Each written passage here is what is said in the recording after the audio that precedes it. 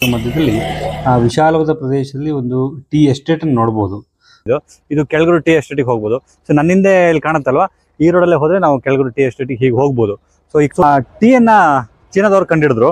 ಆ ಟೀ ಏನಂತಂದ್ರೆ, ಒಬ್ಬ ಸಂಶೋಧಕ, ಚೀನಾ ಸಂಶೋಧಕ ಏನ್ ಮಾಡ್ತಾ ಇದ್ದ, ಅವನಿಗೆ ಬಿಸಿ ನೀರು ಕೊಡುವಂತ ಅಭ್ಯಾಸ ಜಾಸ್ತಿ ಇತ್ತು.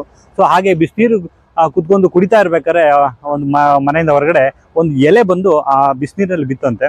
ಆ ಫ್ಯಾಕ್ಟ್ರಿ ಎಲ್ಲ ಬರ್ತಿದ್ದು, ಫ್ಯಾಕ್ಟ್ರಿ ಹತ್ರ ಒಳ್ಳೆ ನೇಚರ್ ಇದೆ ಇಲ್ಲಿ. ನಮ್ ಜೊತೆ ಇದ್ದಾರೆ. ಸೊ ಈ ಒಂದು ಏನು ಟೀ ಎಸ್ಟೇಟ್ ಬಗ್ಗೆ, ಟೀ ಪ್ರೋಸೆಸ್ ಬಗ್ಗೆ ಕೆಲವೊಂದು ವಿಚಾರ ಮಾಡೋದು, ಮತ್ತೆ ಹೇಗೆ ಇದು ಸ್ಟಾರ್ಟ್ ಆಯ್ತು, ಎಷ್ಟನೇ ಇಸ್ವಿ ಸ್ಟಾರ್ಟ್ ಆಯ್ತು, ಎಷ್ಟೊಂದು ಸಾವಿರಾರು ಎಕರೆ ಇರುವಂತಹ ಒಂದು ಟೀ ಎಸ್ಟೇಟ್ ಏನಿದೆ. 1930ರಲ್ಲಿ ಈ ಕಾರ್ಖಾನೆಯನ್ನು ಅವರು ಇದು ಮಾಡಿದ್ರು. ಈ ಕಾರ್ಖಾನೆ ನಡೆಸಲಿಕ್ಕೆ ಅವರು ತಮಿಳುನಾಡಿಂದ, ಕೀಳ್ಕೋಟಗೆರೆಯಿಂದ ಹಳೆ ಟೀ ಫ್ಯಾಕ್ಟ್ರಿ PSLC ಅವರ ಟೀ ಫ್ಯಾಕ್ಟ್ರಿಯನ್ನು ಅಲ್ಲಿಂದ ಡಿಸ್ಮೆಂಟ್ಲ್ ಮಾಡಿ ಇಲ್ಲಿ ತಂದು ಪ್ರಾರಂಭ ಮಾಡಿದ್ರು.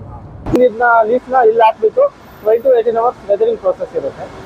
ನಿಮ್ಮಲ್ಲಿ ಪರ್ಮನೆಂಟ್ ಆಗಿ ಎಷ್ಟು ಜನ ಇದ್ದಾರೆ? Permanent workers 100 workers daily workers ಇದ್ದಾರೆ.